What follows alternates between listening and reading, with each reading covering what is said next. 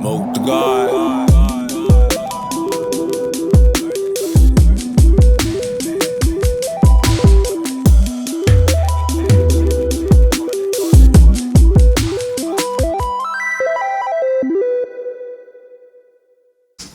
Because growing up, I always thought 2020 sounded crazy. You know, yeah. We always thought it was so far off and so crazy. Yeah, that's true. We're here, and it is crazy. So I just imagined, 2030 probably be a little wilder. For sure. And it was also like an element of when we were creating, as 2020 started to unfold, we're like, whoa, this is some wild stuff. Like, 2020 came in hot. So almost like mentally teleported to 2030 to kind of like, I mean, it might even be hotter there, but Yeah, true enough. Meet me there.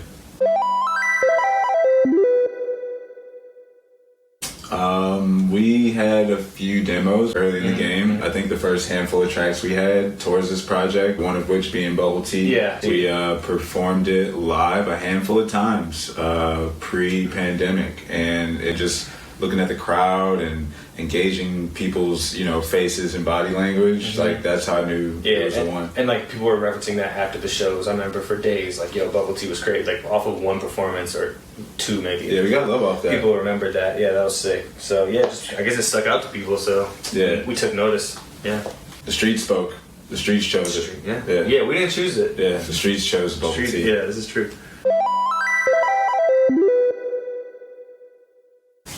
No, nothing was left on the cutting room floor. Every beat was made with intention for this project. Yep. And the sequence, I just decided to go with the flow of each track and my energy on each track. Yeah, we decided that Come On Give Thanks would be the intro, Blue Swirl would be the outro, and then we kind of like worked our way in. Oh yeah, we put WOULDTE as the second track because it was the single too. Yeah, yep, so went that early.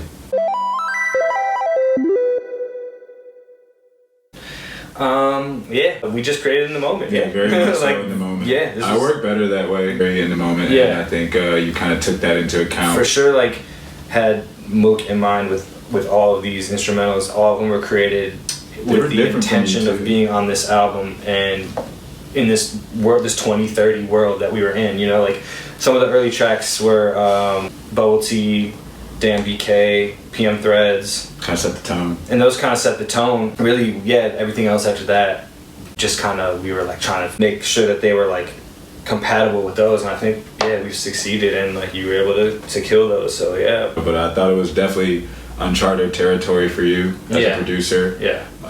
It was definitely different. And it was, in that regard, it was fun because it was something that I had not done before, honestly. Yeah, this was like a whole new thing for me. And like a lot of the beats have similar elements. If you pay attention, there's like certain themes that run throughout this whole album, production wise. Yeah, just your signature. Yeah, so there's like the signatures in there. Yeah, exactly. So I started making beats in 2005. It's been a minute. Shout out to Ace, Uncle Ace. Yeah. Really got me into making beats. Me too. Fruity Loops. But that was when 2005, so I don't know. That's mad years. That's mad years. How many years is that? That's 15 years, right? As a producer. 15 years, yeah. Yep. Solid. Like this whole Mooke the God was my influence for production. I was going like Connor even, you know what I'm saying? Because I was trying to like get in the zone of where, to a degree of where you had been and like what was comfortable for you to be over. So like it was just like energetic stuff.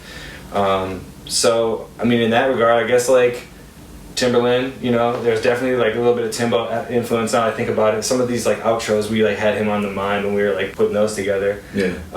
Big influence of mine. Yeah, so Timberland really, honestly. Yeah, Timberland and Connor Massara. Nice.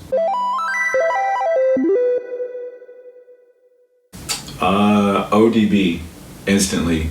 Just his energy, his style, his voice, just a character, just a standout member of the Wu to me.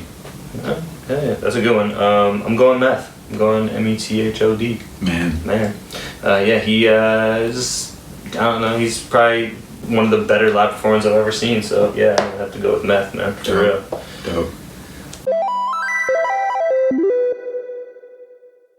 Oh man. Yeah, it's funny because we actually talked about this. So when we were actually creating the album on Come On Give Thanks, Big Busta vibes, I channeled Big Busta energy. So yeah, if I could have, you know, pulled some strings and got Busta on that, that'd have been fire. I could also hear Skepta on the Watch Me featuring Ghost Moses. So like a Skepta beat. Yeah, that would have been me, Ghost, and Skepta. That would have been massive. And I could also hear Danny Brown on Frosted Tips. Just because he's also an eccentric kind of character and all over that boy. Yeah. Detroit in the building on that one, yeah. Cleveland. I think the question should be, what does the performance look like in 2030 for us? Yeah, I don't know. I feel like it's just going digital. Yeah. I don't know. That's like, I don't really even know all per se, but it's going digital. Yeah, the audience will be wearing spacesuits. Yeah. Okay, my favorite beat on the album, I'll start there, would have to be Blue Swirl. It's got a crazy energy, and that was fun for me to, you know, create that cadence along with that melody. And favorite bar is a toss-up between Britney, JT, Double Denim. When it comes to colors, I'll be double dipping on Frosted Tips. Or on Blue Swirl, where I'm saying 2003 Britney Spears, every time I'm in the zone, 2030's here, already high, just like a drum. Both of which probably because I got to like shoehorn some pop culture references in there, mainly Britney Spears. Yeah, let's be real, because you get to mention Britney. Yeah, I mean, that's fire. Yeah. So I just think that's fire. I got to sneak that in there and it hits. No, that's definitely my favorite bar on the album is the already hot, like, because there's so many layers of that particular bar that Britney's in the zone, all that. Yeah, that was a good era, and for Britney, and already high, just like a drum. You already know. Tight.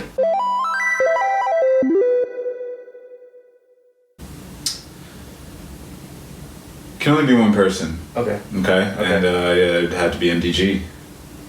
Yeah. Yep.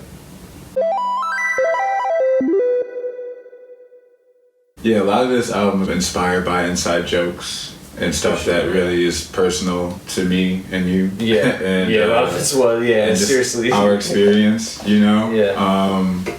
Just kicking it and hanging out and vibing. Yeah. So, yeah. Yeah, I guess we were our influences on this album. Well, 10's a solid number. 10's a round number. Yeah. It's a even listening experience. For sure. I think in past records we did like Return to the Sun was 10 tracks, Distant Mood was 10 tracks. 10 is a good number, round number. Yeah.